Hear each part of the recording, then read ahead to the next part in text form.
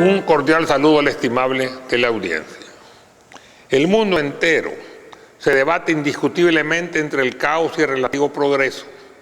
Unos países siguen hundiéndose en la inviabilidad más evidente y el desastre más pasmoso.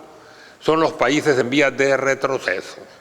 Otros se mantienen en su posición histórica, con pequeños altibajos, aceptando un destino que no tiene por qué ser inamovible, de permanecer siendo lo mismo. Son los países estancados, permanentemente subdesarrollados.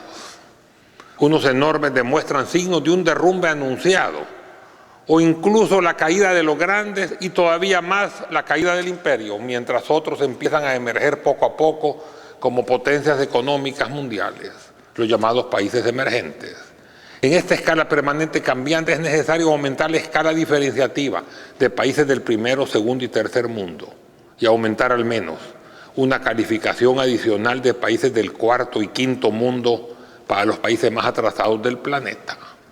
Nuestro país se debate históricamente, y seguimos en ello, entre el cuarto y el quinto mundo, y hemos dejado hace mucho tiempo de ser tercermundistas, a pesar que nuestras élites, siempre reducidas y no representativas del grueso de la población, gozan permanentemente de las ventajas inherentes de vivir en el primer mundo. Los políticos de siempre se olvidan que esta situación de deterioro de la mayoría de la población tiene un componente político de culpa y que la política sola no tiene la solución, sino que incluso la complica. Un político de izquierda le echaría la culpa inmediatamente a los gobiernos anteriores. Un político de derecha al nuevo gobierno, como se ve últimamente en los medios masivos de comunicación. La verdad es que el deterioro ha sido progresivo, acumulándose a través del tiempo, y no se trata solo de políticas gubernamentales. El mismo pueblo no colabora, y pueblo somos todos. Muchas veces no solo no colabora, sino que entorpece. Aunque no nos quieren en otras partes como entidad colectiva, debemos al menos aprender a querernos entre nosotros mismos. Y en lugar de aprenderlo, cada día estamos peor en ese sentido. Es cierto que eso es parte de la naturaleza humana, pero hay cierta dosis de agravamiento adicional por ser salvadoreños, ya que nos gusta siempre ir a los extremos. El fracaso de ambos sistemas políticos para abarcar un tema más de carácter mundial, el comunismo y el capitalismo, es parte de ese sentimiento carente de solidaridad del ser humano. Todo el mundo trabaja para su propia conveniencia. El resultado individual se pondera y potencializa. Pero si a un grupo de individuos, a cada uno se le dará lo que hace, cada quien se esforzará más para ganar más. Pero si a ese mismo grupo se le dice que trabaje y que al final el trabajo de todos se sumará y se repartirá en partes iguales, cada quien trabajará menos y empezará y esperará que el otro produzca más para beneficiarse de ello él también, salvo honrosas excepciones. El ser humano, en términos generales, no ha evolucionado lo suficiente para ese grado elevado de solidaridad colectiva. El sistema sí colapsa por deficiencia en la productividad, aunque el reparto equitativo al menos garantiza a todos una mínima subsistencia. El fracaso del comunismo como socialismo extremo estuvo básicamente fundamentado en la poca productividad. Por otro lado, el liberalismo extremo, capitalismo salvaje o neoliberalismo también fracasó. Y su caída total tan solo se ha lentificado por ingentes cantidades de monedas frescas sin respaldo, inyectadas al sistema. ¿Y por qué fracasó? Porque los más capaces se quedan con todo el pastel, dejando a los segundos y terceros con migajas, y a los últimos, incluso, sin ellas. Sin embargo, aún con ello, varios países han quebrado, o están a punto de hacerlo. Hungría, Islandia, Grecia, Irlanda y en el próximo futuro, Portugal, España y hasta los grandes, Italia, que ya presenta síntomas inequívocos de una quiebra anunciada, e incluso Francia. Muchos países tienen una deuda mayor que el 100% del PIB, incluyendo los Estados Unidos. Japón pasa del 220%, Grecia aún más. El Salvador, y estamos nerviosos por ello, tan solo llega en los actuales momentos al 52%. De esa forma, ambos sistemas fracasaron por la carencia de solidaridad humana. El comunismo a la hora de producir y el neoliberalismo a la hora de compartir o repartir. La solución mundial está, sin embargo, basada en esa adecuada combinación de ambos sistemas, de acuerdo a las características económicas, financieras y políticas de cada país. China continental lo especifica a su manera. El capitalismo se aplica cuando convenga a los intereses del Estado, cuando produzca más y sea más eficiente y cuando ayude a mejorar las condiciones de vida del pueblo. Naturalmente, cada país tiene sus propias características. Copiar un modelo de desarrollo aplicable a un país, sin embargo, puede ser desastroso para otro. Definitivamente la empresa privada es un motor importante de desarrollo nacional, pero no puede dejarse que opere sola con las condiciones libres del mercado, porque en primer lugar un mercado libre es utópico, porque el mercado siempre es manipulado por los grandes, los que están adentro y los que vienen de afuera. Se necesita un Estado vigilante, alerta, ágil y fuerte, que evite las distorsiones deliberadas o las disfuncionalidades arbitrarias, especialmente en las empresas monopólicas y cuasi monopólicas, y en los cárteles oligopólicos fácilmente identificables. Por otro lado, al delito de evasión y la práctica legaloide de elusión se le une esa exoneración legal de todos los impuestos para ciertas empresas, cuya tradición es no pagar nada, y que les ha sido otorgado en forma vitalicia, al menos hasta ahora, no encaja con la política actual de focalizar o incluso de eliminar subsidios.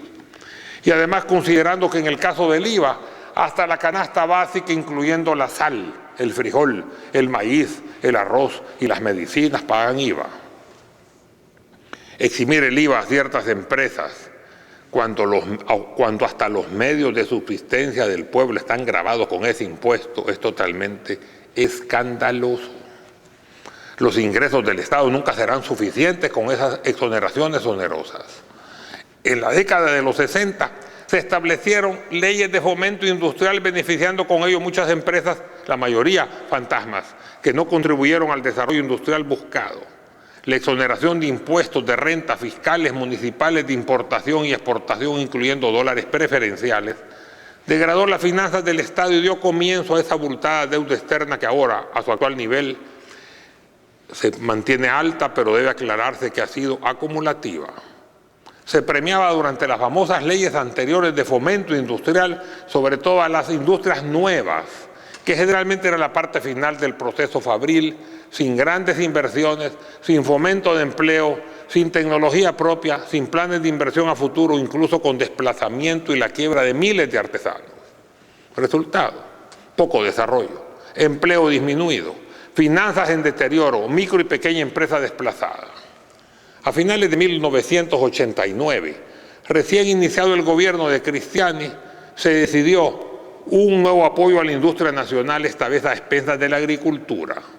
En el caso del café, a los cultivadores se les pagaba $2.50 por $1, un cambio oficial en la práctica inexistente, y se permitía que los exportadores, beneficiadores, vendieran el café al cambio paralelo, que empezó a 4.10, luego a 5 hasta llegar alrededor de los 8.50 por $1.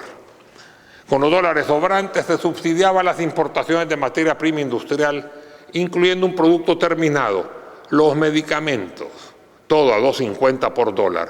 Un negocio redondo, aunque terminó por deprimir aún más al eje cafetero y a la agricultura en general. El desarrollo de la agricultura, logrando nuestra autosuficiencia alimentaria, es un reto para todo gobierno, y ningún gobierno anterior lo ha logrado, ni siquiera este, al menos no todavía. Corregir esa escasez crónica de granos básicos y los altibajos en los precios, generalmente al aumento, debe ser tarea prioritaria. Incluso actualmente estamos emproblemados, sobre todo ahora después del desastre de los 10 días intermitentes de lluvia con motivo de la reciente depresión tropical 12E, donde llovió el doble del Mitch y casi la lluvia total de un año entero. Fuera de ello, la agricultura es la mejor fuente de generación de empleos, ya que la fábrica de empleos prometida no puede nunca lograrse solo con empleos industriales, comerciales o de servicio, debido a que la infraestructura y la inversión son de decenas de miles de dólares por cada plaza. Hay que apostarle a 3 grandes áreas donde cada plaza puede realizarse con un par de cientos de dólares. Primero, la agricultura mencionada antes. Segundo, el comercio informal, al menos transitorio, mientras el Estado pueda dar las condiciones favorables de un trabajo digno, de acuerdo a principios constitucionales. A esto quiero insistir, que el comercio informal debe verse como una dura realidad, pero al mismo tiempo como una solución momentánea a la falta de empleo. El comercio informal debe tratar de ordenarse y regularse, no de desalojarse a la fuerza y reprimirse. Debe considerarse que a nivel nacional alrededor del 60% del comercio es informal. Por otro lado, tenemos que ser solidarios con nuestros hermanos más desposeídos. En tercer lugar, se debe fomentar las micro y pequeñas empresas, las MIPES, considerando en estos tres rubros no solo la producción económica, sino también la generación de empleo. El actual gobierno por sí solo, aunque tenga buenas intenciones, no puede resolver el problema. Se necesita del papel concomitante de la empresa privada que invierta con confianza en el país. La sociedad civil, incluyendo a la empresa privada, debe considerar que la política partidarista es una función propia de los partidos políticos y que la crítica al gobierno tiene que ser constructiva y propositiva. La generación de empleo, la reactivación económica, la construcción de viviendas, las nuevas inversiones, el mantenimiento exitoso de las inversiones existentes, incluso el combate de la delincuencia, etcétera, es tarea de todos. Por otro lado, mucha inversión está detenida por la excesiva disminución de los créditos bancarios que proviene del gobierno anterior.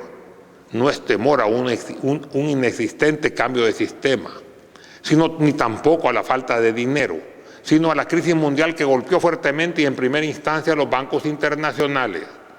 Fuera de ello no existe una banca nacional, ya que primero fue privatizada y luego internacionalizada. Con ese criterio de dejar hacer y dejar pasar, propio del neoliberalismo, los bancos hacen lo que les dé la gana y todos, con excepción del agrícola, están declarando ganancias mínimas y los créditos continúan restringidos, aunque últimamente están dando signos de que empiezan a liberarse. Los medios periodísticos tienen que continuar con la política usada con los gobiernos anteriores de Arena, informar pero no en demasía, evitando desbordar las noticias negativas y la minimización de las positivas. En caso de la delincuencia, la cosa se agudiza porque no se está tratando de extinguir el fuego, sino que de atizarlo. La campaña publicitaria y desmoledora, con decenas de páginas diarias en cada periódico, la casi totalidad de noticieros televisivos y algunos sitios de internet.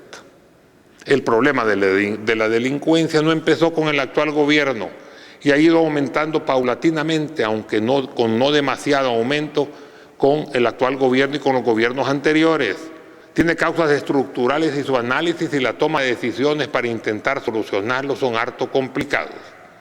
Para ello se necesita estar unidos, no como lamentablemente estamos, totalmente desunidos y peor aún, enfrentados.